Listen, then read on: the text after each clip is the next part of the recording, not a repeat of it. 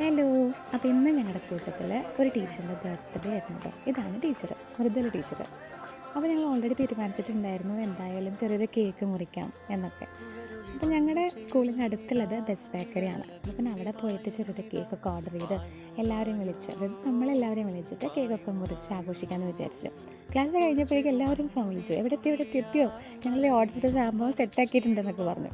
അങ്ങനെ എല്ലാവരും കൂടി വന്ന് നമ്മൾ ചെറുതായിട്ട് കേക്കൊക്കെ മുറിച്ച് കേക്കൊക്കെ കഴിച്ചു. പിന്നെ ചെറിയൊരു സാൻഡ്വിച്ചൊക്കെ ഉണ്ടായിരുന്നു. അപ്പോൾ ഞങ്ങളുടെ തൊട്ട് പുറകിൽ വേറൊരു ഫാമിലി ഇരിക്കുന്നുണ്ടായിരുന്നു കേട്ടോ.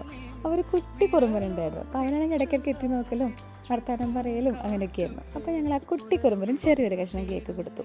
അത് കഴിഞ്ഞിട്ട് പിന്നെ എന്താ, സ്വാഭാവികമായും നമ്മൾ സ്കൂളിലത്തെ വിശേഷങ്ങൾ, പിള്ളേരുടെ വിശേഷങ്ങൾ, റിവിഷൻ ടൈമാണ്, അപ്പോൾ പിന്നെ പിള്ളേർക്ക് അങ്ങനെയാണ് ഇങ്ങനെയാണ്, അങ്ങനത്തെ സ്വാഭാവികമായിട്ട് കുറച്ച് കാര്യങ്ങളൊക്കെ നമ്മൾ സംസാരിച്ചു. പിന്നെ കുറേ ഗോസിപ്സും കാര്യങ്ങളൊക്കെ. അപ്പോൾ എന്തായാലും നമ്മൾ ഇത്രയും ഇറങ്ങി, അപ്പോൾ പിന്നെ ഒന്ന് നടക്കാമെന്ന് വിചാരിച്ചു. ഇവിടെ അടുത്ത് ചെറിയൊരു പാർക്ക് ഉണ്ടായിരുന്നു, ഞങ്ങളാണെങ്കിൽ പോയിട്ടുമില്ല.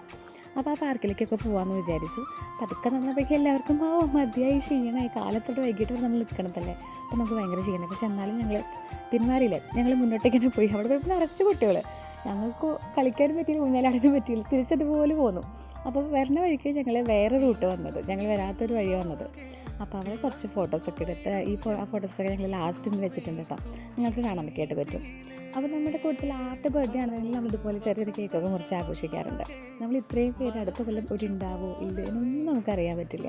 അപ്പോൾ ചെറിയ ചെറിയ മൊമെൻറ്റ്സ് ആണെന്നുണ്ടെങ്കിലും ഇതുപോലെ നമ്മളെക്കൊണ്ട് പറ്റുന്ന രീതിയിൽ ആഘോഷിക്കുക, അടിച്ചു വിളിക്കുക, അത് നമുക്ക് ഭയങ്കര വാല്യുബിൾ ആയിരിക്കും പിന്നീട്. അപ്പോൾ അത്രയേ ഉള്ളൂ. Okay, bye, Tata.